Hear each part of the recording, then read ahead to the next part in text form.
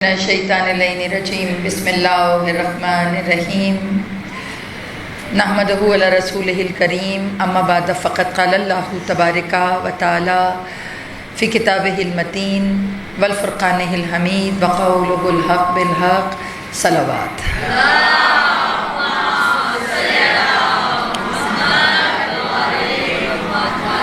دعاؤں کی قبولیت کے لیے، مجلس کی قبولیت کے لیے اور امام کے ظہور میں تعجیل کے لیے ایک مرتبہ مل کر سب بآواز بلند صلوات۔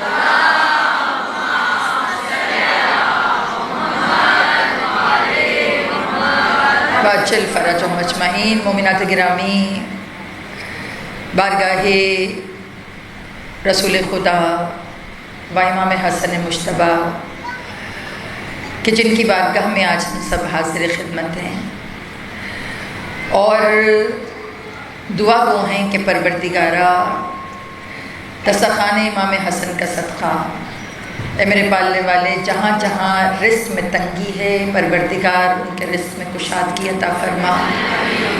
کریم آل محمد کا صدقہ پروردگار ہم سب کو اعلیٰ اخلاق، اعلیٰ کردار سے دنیا میں رہنے کی توفیق عطا فرما۔ پروردگار عالم تجھے واسطہ امام حسن مجتبی کی حلیمی کا، ان کی کبریائی کا، پروردگار ہم سب کو جنت البقیہ اور کربلا الشام کا زوار بننے کی توفیق عطا فرما۔ جس رزق کے خیر سے فرش عذاب اچھی ہے اللہ اس میں خیر و برکت عطا فرما۔ بارے الہ اپنے سوا کسی کا محتاج نہ کرنا۔ امام حسن کے زہر کھانے کا واسطہ بارے الہ جو مریض ہیں انہیں شفاء کاملہ عطا فرما۔ ہم سب کو ہر قسم کی جسمانی روحانی بیماریوں سے بچا، اول وقت کا نمازی بنا، ریاکاری کی عبادات سے بچا، اور بارے الہ جتنے حاضر و غیر حاضر مولا دلوں میں جو حاجت رکھتے ہیں سب کی نام بنام حاجت روائی فرما، اور ہماری تمام دعاؤں سے بڑھ کر دعا ہمارے امام کے ظہور میں تعجیل فرما، اور مولا ہمیں ان کے ناصران میں شمار فرما، اور ہمیں ظہور کے راستے آسان کرنے والوں میں شمار فرما۔ برائے قبولیت مجلس، برائے قبولیت حاجات، بلندتر صلوات۔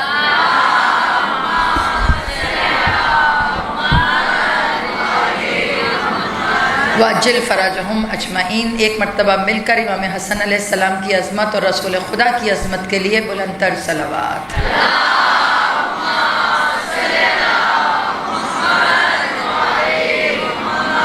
واجل فرجہم۔ مومنات گرامی، بکمال ہے وہ پروردگار کہ جس نے اہل بیت اطہار کو ہمارے لیے اپنی معرفت کا ذریعہ بنایا۔ کل کی مجلس آپ کے ذہنوں میں ہے، یعنی کہ پروردگار کہ جو خود مخفی تھا، خود ظاہر نہیں ہوا مگر کچھ ہستیوں کے توسط سے ظاہر ہو گیا۔ خدا کا نام ہے نا ظاہر، خدا کا نام ہے باطن، اللہ کی صفات ہیں یہ، مگر وہ ظاہر ایسا ہے کہ نظر نہیں آتا، اور ایسا نظر نہیں آتا کہ چھپتا بھی نہیں ہے۔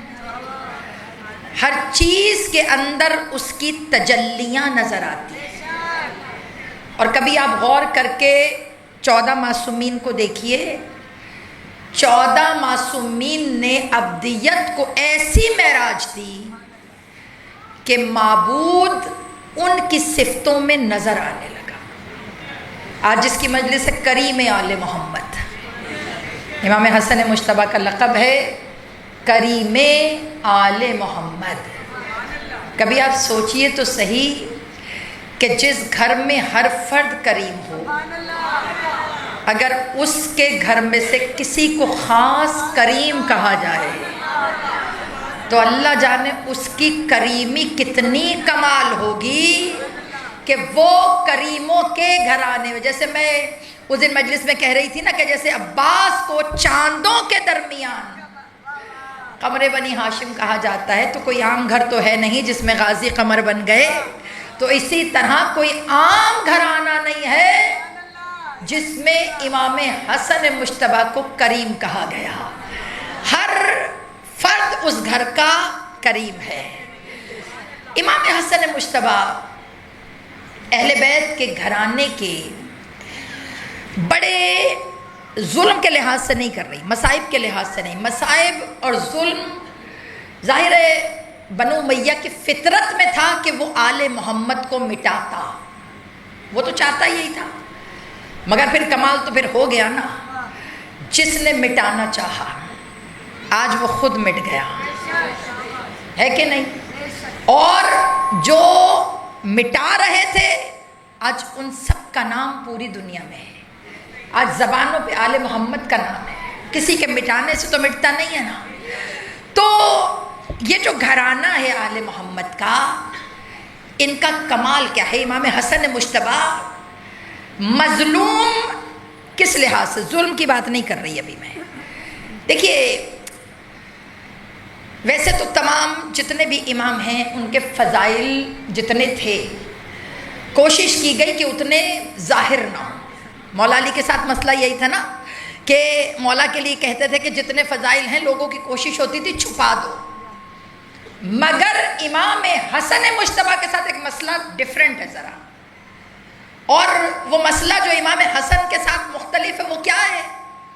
ان کے فضائل چھپائے نہیں گئے، جو چھپائے گئے وہ تو گئے، مطلب ظاہر ہونے نہیں دیا. مگر مسئلہ یہ ہے جو ظاہر ہوئے ان کو بھی نیگیٹیولی پریٹینڈ کیا گیا. مطلب فضیلت ہے، صلح ہے، صلح کو صلح کے طور پہ بیان نہیں کیا گیا، صلح کو بزدلی کے طور پہ بیان کیا گیا. معافی چاہ رہی ہوں. سخاوت ہے، سخاوت و کریمی کو کریمی اور سخاوت بنا کے ظاہر نہیں کیا گیا، اس کو عطا یعنی کہ جملہ استعمال نہیں کروں گی، لوگوں کو خریدنے اور لوگوں کو امپریس کرنے کے معاملے میں استعمال کیا گیا کہ حسن نے عطائیں کر کر کے لوگوں کے دل جیتے. معافی چاہتی ہوں. یہ معاملہ 12 اماموں میں سے سوائے امام حسن کے ساتھ پیش آیا. قرآن میں اللہ کیا کہہ رہا ہے؟ اگر قرآن کی بات کریں، قرآن میں اللہ کہتا ہے وَلَا تَلْبِسُوا الْحَقَّ بِالْبَاطِلِ، حق کو باطل کے ساتھ مت ملاؤ. حق ہمیشہ حق رہے گا، باطل ہمیشہ باطل رہے گا. وَلَا تَكْتُمُوا الشَّهَادَةَ، شہادت گواہی کو چھپاؤ مت. مگر امام حسن مجتبیٰ کے ساتھ مسئلہ کیا ہوا؟ ان کی فضیلتوں کو برائیاں بنا کر سنایا گیا. دیکھیے صرف حسنین کریمین کہنے سے کوئی عاشق حسنین نہیں بن جاتا. محبت کا اصول یہ ہے کہ جس سے تم محبت کرو سب سے پہلے دیکھو کہ وہ کس سے محبت کر رہا ہے. یہ اصول محبت ہے. آج تھوڑا سا امام حسن مجتبیٰ کو پڑھوں، ہے بھی وہ بھی تو تیسرے محمد ہے نا، تیسرے محمد کا تذکرہ. اور پھر وہی کمال ہے نا پہلے محمد کا کہ جس کو گود میں اٹھا لیتے ہیں اسے محمد بنا دیتے ہیں. یہ کمال ہے رسول خدا کا.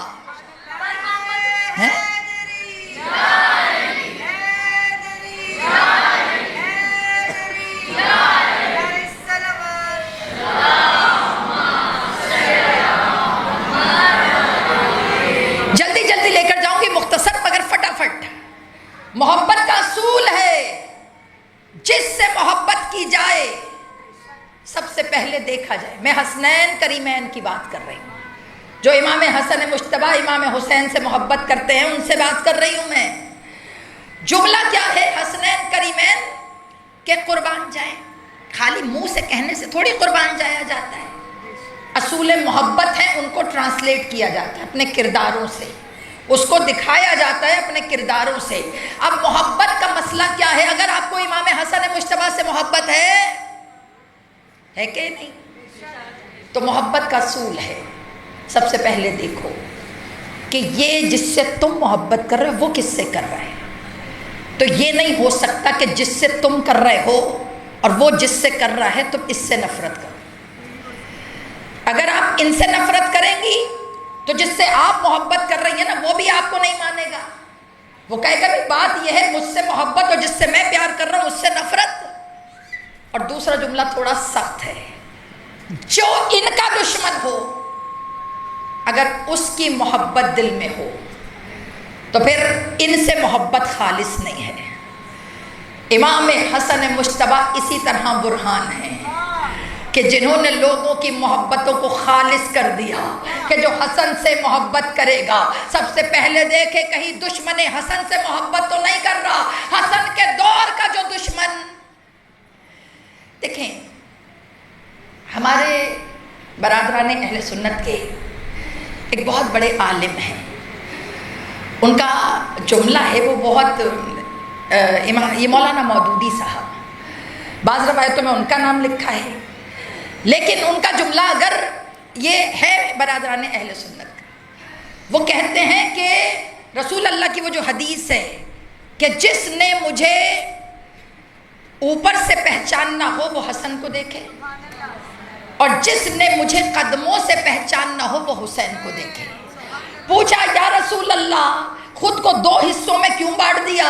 کہا یہی تو حسنین کریمین کا کمال ہے کہ جب وہ بکھر جاتے ہیں تو حسنین و حسین و حسن بن جاتے ہیں، اور جب وہ مل جاتے ہیں تو مجسم محمد بن جاتے ہیں۔ ان کا جملہ ہے، وہ کہتے ہیں جب کسی بڑے سے تمہیں محبت ہو جائے اور تمہارا اس تک اپروچ نہ ہو، ایکسس نہ ہو کہ تم اس تک جاؤ کیسے۔ ہوتا ہے نا بیٹا کسی بڑے سے پیار ہو جائے تو آپ اس تک جائیں کیسے؟ تو کہا اس کا شارٹ کٹ ہے۔ کہا وہ شارٹ کٹ کیا ہے؟ کہا تم یہ دیکھو وہ بڑا کس سے محبت کر رہا ہے۔ کہا وہ بڑا کس سے محبت کر رہا ہے؟ کہا کیا مطلب؟ کہا محشر کے میدان میں اتنے ہجوم میں شافی محشر کی نظر تم پہ کیسے پڑے گی؟ ان کے لیے تو بڑے بڑے عاشق ہوں گے، بڑے بڑے چاہنے والے ہوں گے، رسول کی نظریں تو ان پہ ہوں گی، لیکن اگر تم چاہتے ہو کہ اس مجمع میں رسول کی نظر تم پہ بھی پڑے تو تم دیکھو کہ رسول کس سے محبت کر رہے ہیں۔ کہا جب رسول کو دیکھا محبت کس سے ہے تو کسی زانو پہ حسین بیٹھے نظر آئے۔ کہیں یا رسول اللہ، یا علی، یا علی، زندہ باد، زندہ باد،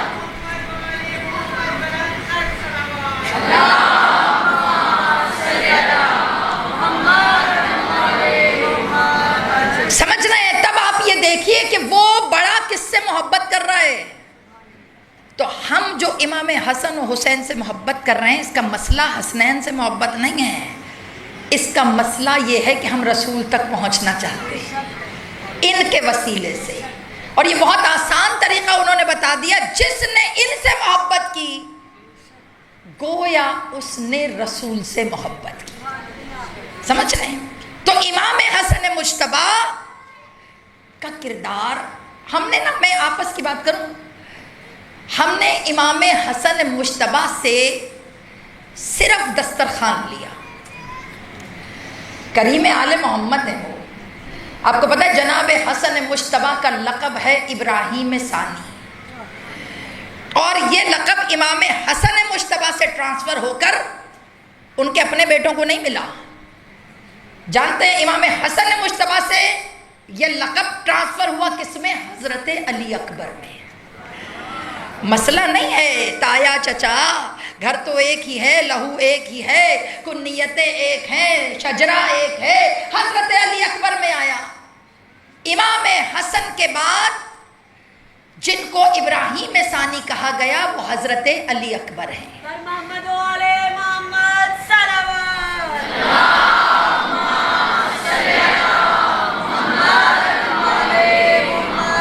حضرت امام حسن کو ابراہیم ثانی کیوں کہا جاتا ہے؟ ان کو اس لیے کہتے ہیں کہ جناب ابراہیم علیہ السلام کا یہ وتیرہ تھا، ان کی یہ عربوں میں کلچر تھا، عربوں میں ہمیشہ سے کلچرائز رہتے ہیں وہ، ان میں کلچر تھا جناب ابراہیم کے دور میں کہ اگر کسی کے گھر کے باہر مشل یا الاؤ جل رہا ہو تو اس کا مطلب یہ ہوتا ہے کہ اس کا گھر 24 گھنٹے اویلیبل ہے کسی بھی مہمان کے لیے، جس کو کھانا چاہیے وہ یہاں آئے، جس کو لباس چاہیے وہ یہاں آئے، جس کو کوئی مسئلہ ہو سونے کا وہ یہاں آئے۔ ڈور بیل دینے کی بھی ضرورت نہیں ہے، دروازہ کھلا ہے تم اندر آ جاؤ۔ اچھا ویسے آپس کی بات ہے، امام حسین علیہ السلام نے بہت سے لوگوں کو ابراہیم ثانی بنا دیا. آپ پوچھیں گی نہیں کیسے؟ اللہ آپ کو ایک دفعہ 40 میں لے کر جائے، اللہ ایک دفعہ حسین کی نگری آپ کو دکھائے 40 میں. یہ جو ابھی میں نے جملہ کہا ہے نا، پتہ کیا 40 امام حسین میں موقب تو ہوتے ہی ہیں، جو ہو گئے ہیں واک جو کرتے ہیں انہیں پتہ ہے موقب ہوتے ہیں. مگر بیٹا کربلا میں، نجف اور کربلا کے راستے میں ایک کلچر ہے. جیسے ابھی میں نے بتایا کہ الاؤ جہاں پہ جل رہا ہو تو اس کا مطلب ہے کہ وہ کھلا ہوا گھر ہے.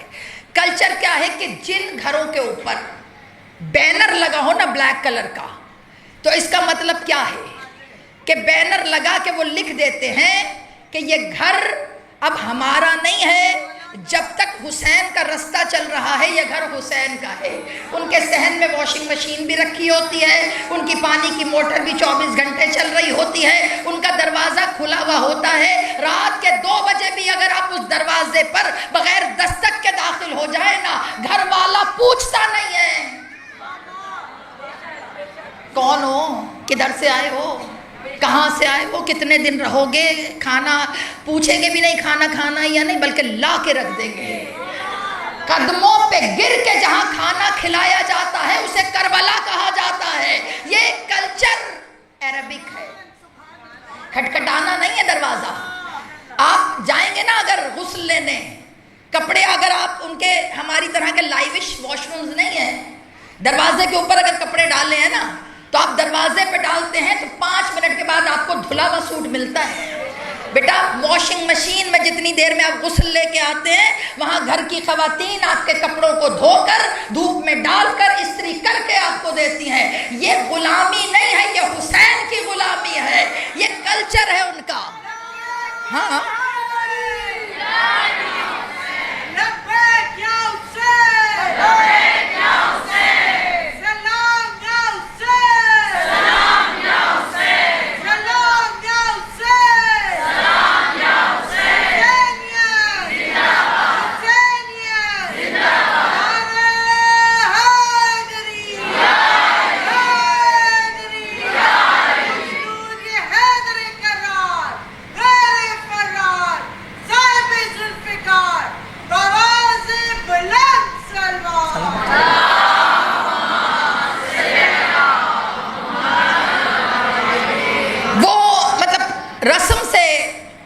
بیچ میں کربلا آ گئی ذہن میں، معذرت چاہتی ہوں، لیکن یہ واقعی ایسا ہوتا ہے.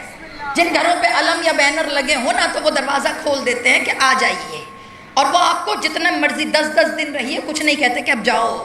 اور میں آپ کو سچ بتاؤں، مطلب یہ تو آنکھوں دیکھا میرا حال ہے کہ ایک اکیلی خاتون گھر میں تھی اور ہم نے خود ان سے کہا ہمارے ساتھ 11 مرد ہیں، ان کے سونے کی جگہ نہیں ہے. اس نے دروازہ کھول کے کہا ان سے کہیے جس کمرے میں جگہ مل رہی ہے جا کے سو جائے.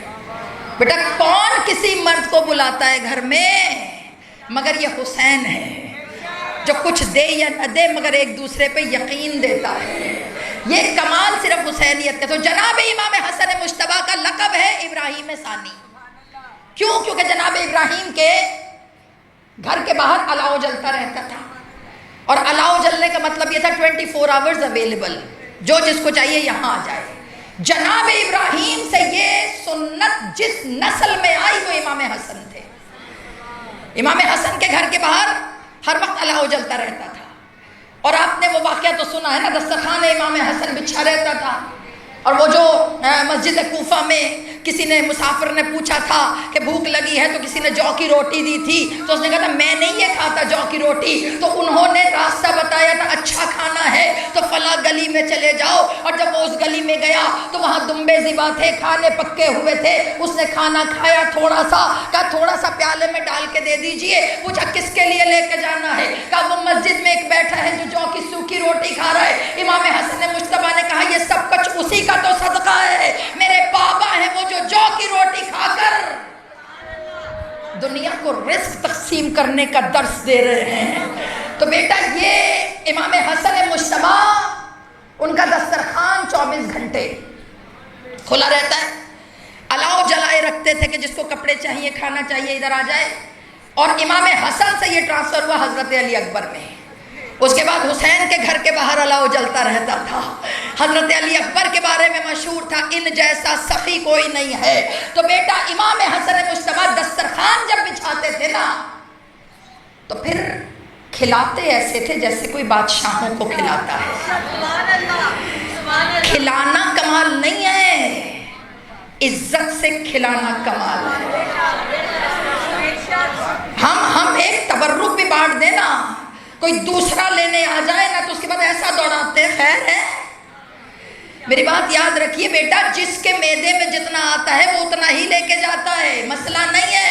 جب تبرک ہم بانٹیں، مجھے پتا ہے، پتا کیا لوگ بھی زیادتی کرتے ہیں، معافی چاہتے ہیں، کرتے ہیں زیادتی ہیں. میں صرف بانٹنے والوں کو نہیں کہہ رہی، لینے والوں کو بھی کہہ رہی ہوں.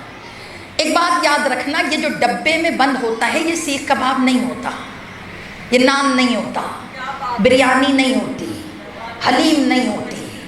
بیٹا یہ حسین کی ماں کی طرف سے عطا ہوتی ہے. بلکہ جملہ بدل کے کہوں، یہ حسین کی ماں کی طرف سے شفا ہوتی ہے.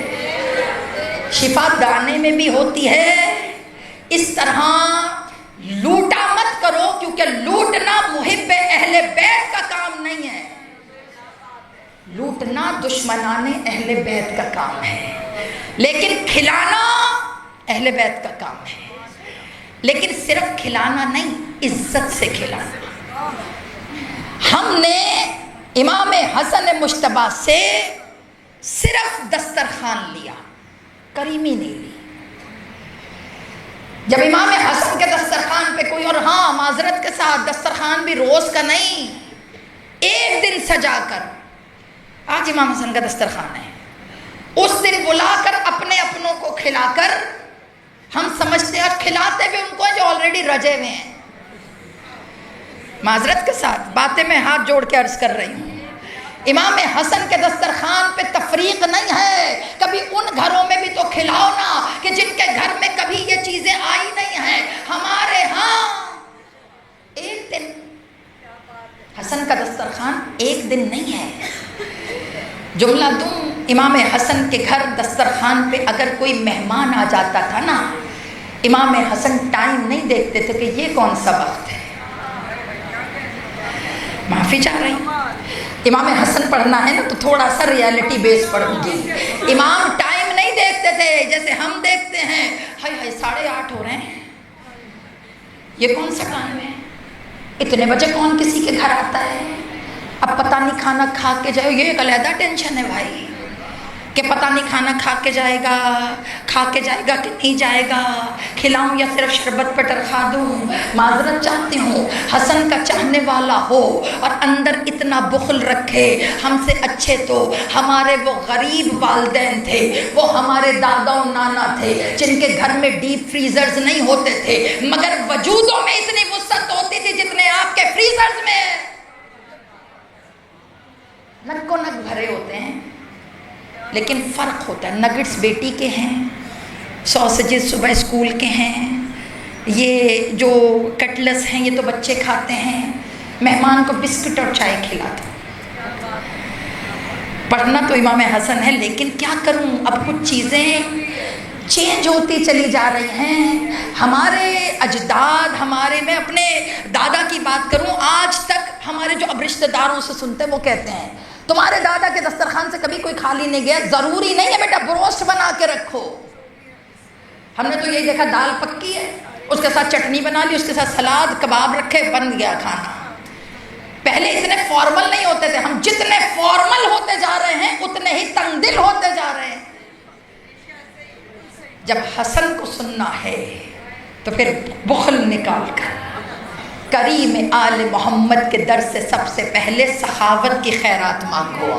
امام حسن سے وعدہ کر لو کہ مولا آج کے بعد گھر میرا ہوگا مگر دسترخوان آپ کا ہوگا. مولا جو بھی آئے گا. جناب زہرا نے تو پھر صحیح کہا نا جملہ، بی بی کا جملہ بڑا پیارا تھا، اپنے گھروں کو قبرستان بننے سے بچاؤ. بی بی نے کہا بی بی کس کا گھر قبرستان ہے؟ کہا جیسے قبرستان میں سے گزرو نا تو نہ کوئی پانی پوچھتا ہے نہ کوئی چیز پوچھتا ہے. کہا وہ گھر بھی مانند قبرستان ہے جہاں مہمان کی شکل دیکھ کے پوچھا جائے.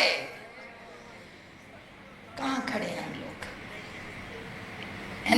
باتیں بڑی سچی ہیں، چھوٹی چھوٹی باتیں کر رہی ہوں میں، مگر یہ باتیں نہیں ہیں، یہ ہماری فطرتیں بدل رہی ہیں۔ امام حسن مجتبیٰ جب ان کے در پہ بیٹھے ہو تو بیٹا پھر خیرات بھی بڑی مانگو، خالی دسترخوان نہ لو، ان سے ان کی کریمی بھی لو، ان سے ان کے حوصلے بھی لو۔ عطا بڑی تھی دسترخوان پہ، یاد ہے آپ کو؟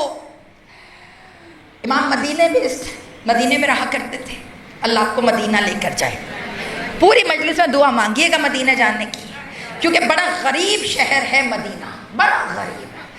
ابھی جو تجلیاں ہم کربلا کی دیکھ آئے نا، شہادت گزری ہے کل، جنت البقیہ میں کوئی بھی نہیں تھا، غریب ہے غریب۔ یاد رکھو کربلا اپنی جگہ، مگر مدینہ بھی اپنی جگہ۔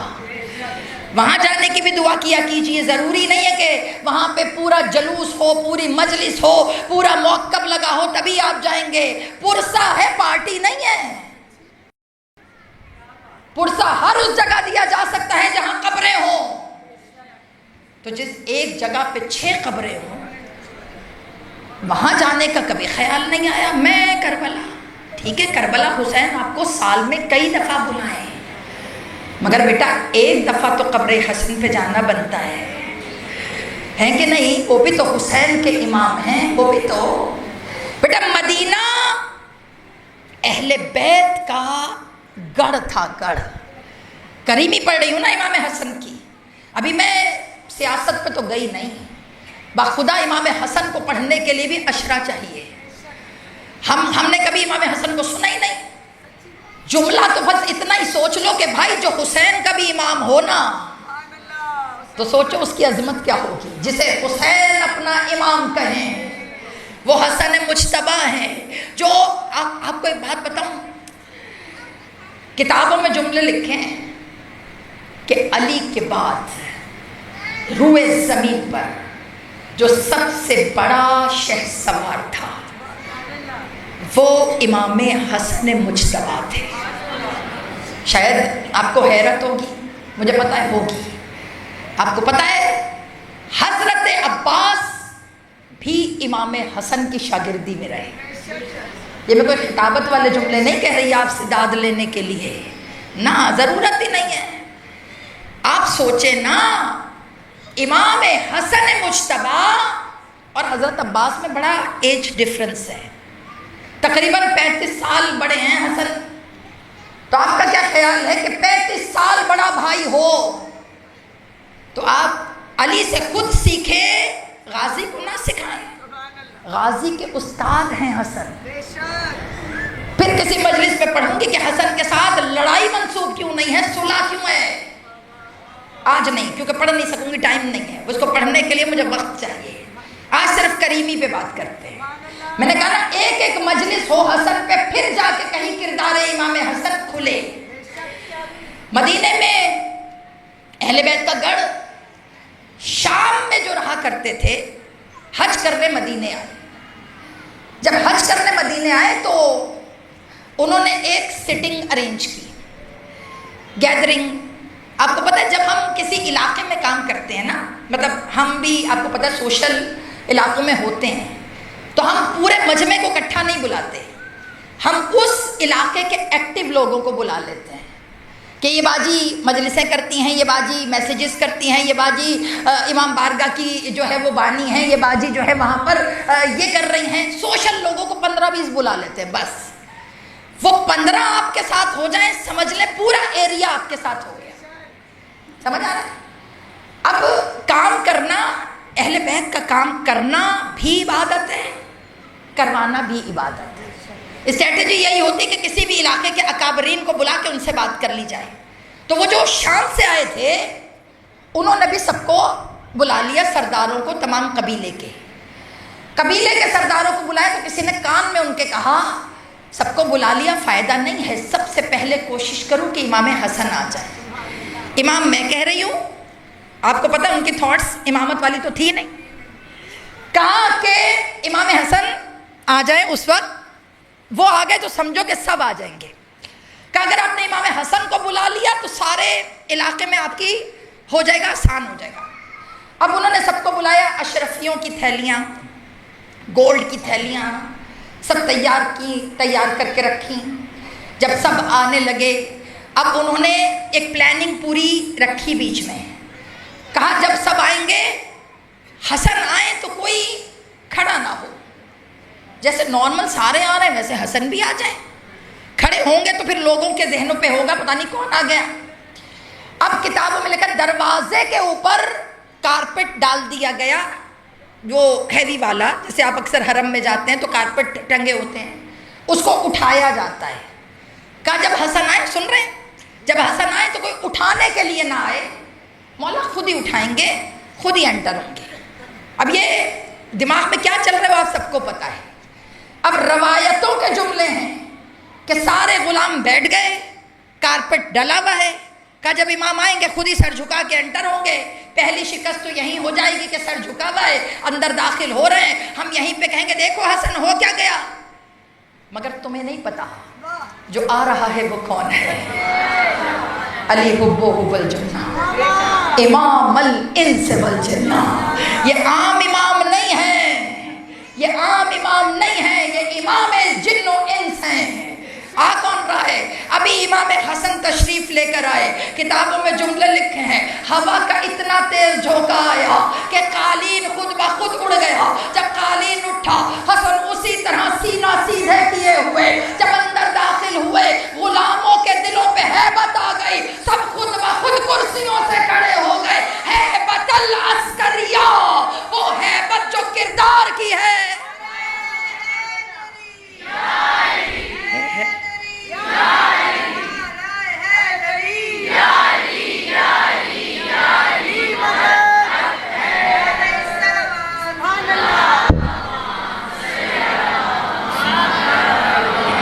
جو کردار کی ہیبت، اور یہ میری بچیاں یاد رکھنا، ہیبت کردار صرف اماموں کی نہیں ہے، جو اپنے کردار پر کام کرتا ہے خدا اس کی ہیبت دوسروں کے دلوں میں ڈال دیتا ہے۔ یہ یاد رکھو میری جو بچیاں ورکنگ ہیں، جو یونیورسٹیز میں پڑھ رہی ہیں، بیٹا اپنے بیریئرز خود ڈیسائیڈ کرو۔ یہ میری بات ہمیشہ یاد رکھنا، کبھی نہ کہو وہ حد کراس کر گیا۔ کوئی حد کراس نہیں کر سکتا اگر تمہاری حدود مضبوط ہوں۔ کرداروں پہ کام کرو، خود اپنے آپ اپنا ڈسٹینس مینٹین رکھو کہ اس سے آگے کسی میں جرت نہ ہو۔ مجال ہے کسی میں کہ تم سے نرم لہجے میں بات کرے، مجال ہے کہ کوئی تم سے ہاتھ پہ ہاتھ رکھ کے بات کرے۔ یہ بیریئرز تمہارے خود کے توڑے ہوئے ہیں۔ اپنی حدوں کو مضبوط کرو، اپنے کرداروں کو مضبوط کرو، دوسروں کو بلیم مت دو۔ کوئی نہیں تمہیں پھلانگ سکتا جب تک تم اجازت نہیں دو گی۔ یہ ہیبت جو کرداروں کی ہے نا، کرداروں پہ کام کرو۔ جس کا کردار بلند ہو اللہ اگلوں کے دلوں میں ان کی ہیبت ویسے ہی ڈال دیتا ہے۔ جرت نہیں ہے کہ تمہارے قریب کوئی پھٹک سکے۔ میں خود ورکنگ وومن ہوں، کتنے سالوں سے کام کر رہی ہوں، جرت نہیں ہے۔ یہ میں سوشل میڈیا پہ بات کر رہی ہوں، سب دیکھ رہے ہوں گے میرے کلیگس۔ بیٹا جرت نہیں ہے کسی میں کہ جو قریب کھڑے ہو کے بات کرے۔ آپ اپنی حدود کو خود بناتی ہیں، یہ یاد رکھیے۔ کردار کی ہیبت ہوتی ہے، ہیبت العسکریہ۔ یہ جملے صرف پڑھنے کے لیے نہیں ہیں، اپلائی کرنے کے لیے، اپلیکیبل کریں اپنی لائف میں ان سب چیزوں کو۔ سمجھ رہے ہیں؟ امام حسن انٹر ہوئے، خود ہی سب کھڑے ہو گئے۔ اب وہ جنہوں نے پلاننگ کی تھی کوئی کھڑا نہ ہو، جب سب کھڑے ہو گئے تو انہیں بھی ہونا پڑا کہ اگر خود نہیں ہوں گے تو لوگ کہیں گے اب تو سب کھڑے ہیں تو یہ کیوں بیٹھے، وہ بھی ہو گئے بھائی۔ اس کے بعد اشرفیاں بڑھ گئیں، سرداروں کو تھیلیاں بڑھ گئیں۔ شروع سے یہی تو طریقہ ہے کہ اشرفیاں اور تھیلیاں دے کے خریدا جاتا ہے۔ اس کے بعد تشت بھر کر سب سے بڑا والا سامنے رکھا، اور رکھنے کے بعد کہا حسن یہ آپ کے لیے۔ حسن یہ آپ سخاوت دکھا رہے ہیں نا، سخاوت۔ اور دینے کے بعد کہا حسن یہ آپ کے لیے۔ امام حسن نے تشت کو دیکھا، ہلکا سا مسکرائے، کہا آپ کو پتہ ہے، یہ میں بڑی ادب سے پڑھ رہی ہوں، آپ نے ان کے جملے خود ہی ذہن میں رکھنے ہیں۔ کہا امام حسن یہ آپ کے لیے۔ آپ کو پتہ ہے میں اتنا سخی کیوں ہوں؟ تو امام نے پوچھا بھی نہیں کیوں، یہ مقابلہ تھا نا، کہا تھا کہ میں اپنے فضائل سناؤں آپ اپنے، تو مولا نے جملہ کیا کہا تھا میں اس قابل نہیں سمجھتا اس محفل کو کہ جہاں میں اپنے یا اپنے اجداد کے فضائل سناؤں، فضائل تو وہاں مقابلہ ہوتا ہے بیٹا جہاں جنس ایک ہو، نجاست اور طہارت کا کیا مقابلہ ہے، بلندی اور پستی کا کیا مقابلہ، کیا مقابلہ کریں؟ امام حسن نے جواب ہی نہیں دیا، کہا کون سے فضائل میں سنانا ہی نہیں چاہتا۔ اس نے کہا آپ کو پتہ ہے میں نے اتنی سخاوت کیوں کی؟ کریمی پڑھ رہی ہوں، میں ختم کر رہی ہوں۔ تو کہا کیوں بھائی؟ کہا اس لیے میں نے کیا کیونکہ میں ہندا کا بیٹا ہوں۔ فخر تھا نا بھائی، فخر تھا، یہ کتابیں پڑھ لیجئے کہ میں ہندا کا بیٹا ہوں۔ امام خاموش رہے۔ اس کے بعد میٹنگ ختم ہوئی، درخواست ہوئی، ساری برخاست محفل ہو گئی۔ جب محفل برخاست ہوئی امام حسن اٹھے، جیسے امام حسن اٹھے انہی کا ایک غلام دوڑتا ہوا آیا، ہیبت ہے نا، دوڑتا ہوا آیا، امام حسن کی نالین یوں تھی نا ٹیڑھی مڑی جیسے مجلس کے باہر پڑی ہوتی ہیں، اس نے نالین اٹھائی سیدھی کر کے امام کے قدموں میں رکھ دی۔ جب امام کے قدموں پہ نالین رکھی، امام نے نالین پہنی اور مسکرا کے اسی تشت کو جو پہاڑ والا تھا اس کی طرف دیکھا، اور دیکھنے کے بعد کہا یہ تشت تیرا ہوا۔ اب جو اتنا بڑا تشت نالین سیدھی کرنے والے کو دیا، وہ جو جنہوں نے دیا تھا وہ ممبر پہ کھڑے ہو گئے۔ حسن یہ کیا ہے؟ کہا میں فاطمہ کا بیٹا، نالین سیدھی کرنے والے کو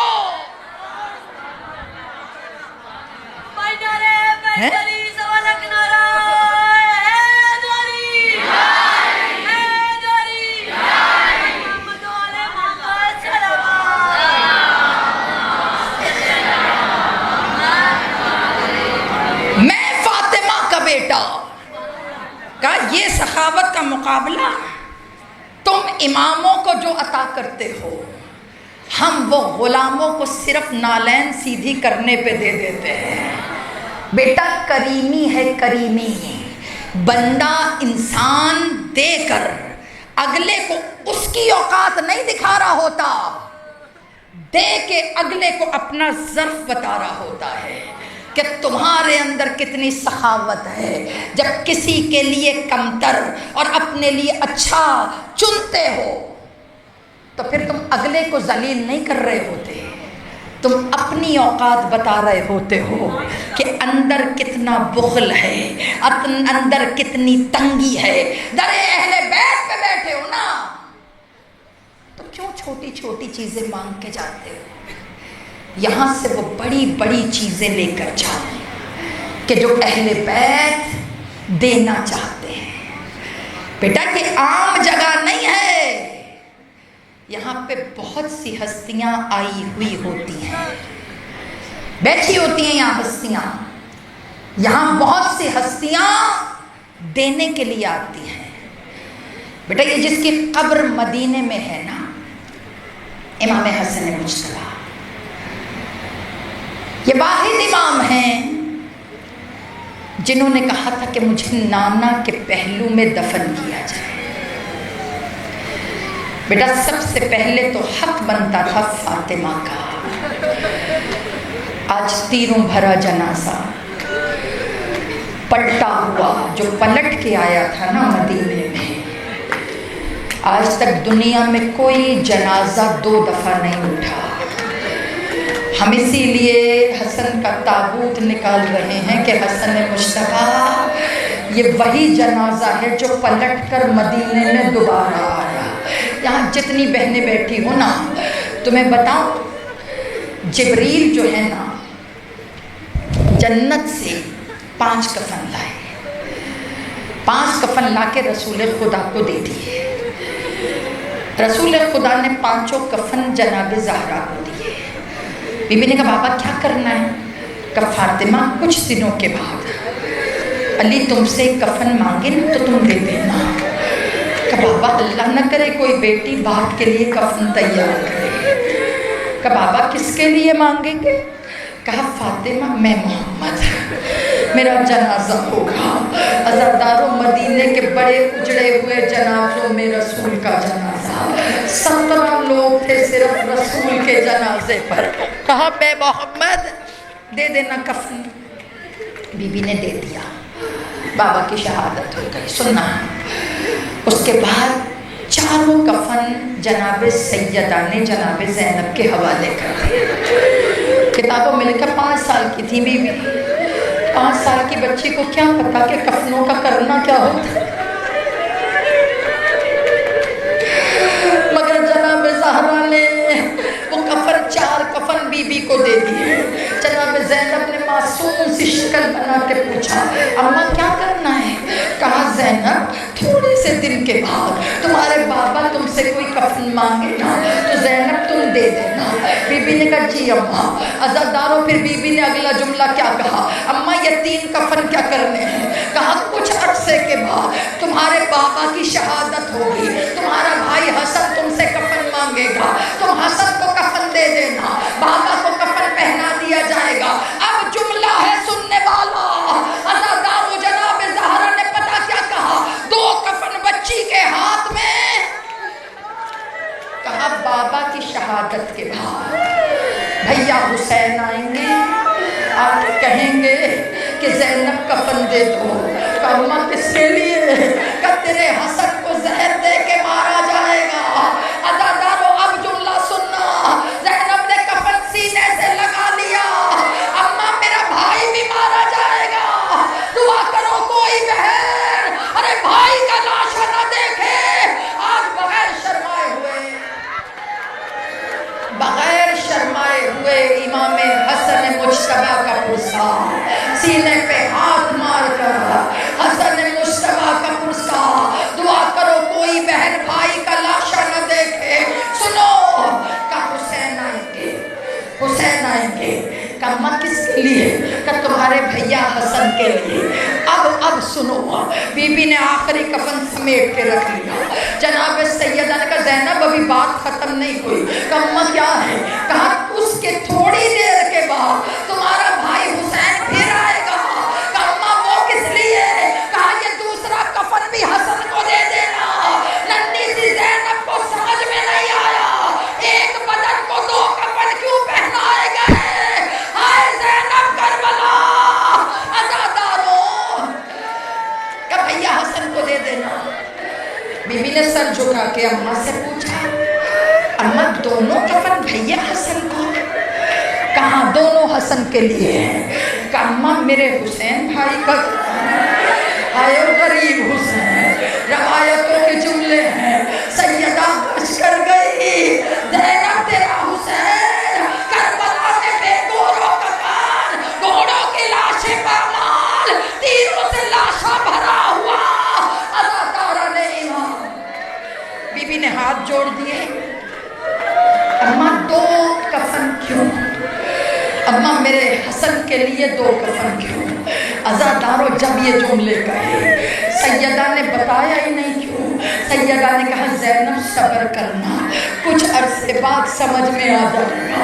अज़ादारों, जब कट कट के जहर से जिगर तश्त में आया, ज़ैनब ने तश्त को हाथ में लिया, रो के कहा भैया हसन। अज़ादारों, मदीने जब आई थी ना ज़ैनब, उजड़ के मदीने आई, पहला सलाम नाना के रोज़े। दुआ करो कोई बेटी उजड़ के मदीने ना है। पहला सलाम नाना के रोज़े पे, नाना तेरी गरीब बेवतन ज़ैनब आ गई। अज़ादारों, उसके बाद उस कब्र से उठी हसन मुश्तबा की कब्र पर कासिम का टुकड़ों भरा कुर्ता। भैया हसन, उजड़ी ज़ैनब कासिम का टुकड़ों वाला कुर्ता लेकर आई है। फिर रो के पता क्या कहा, भैया भैया अल्लाह जाने तेरी नस्ल को टुकड़ों से क्यों मोहब्बत है। भैया भैया तश्त में तेरे जिगर के टुकड़े, भैया करबला में तेरे बेटे के टुकड़े, गठरी में हुसैन उठा कर ले आए। अज़ादारों, तैयार हो गया जनाजा। पहला कफन पहना दिया गया।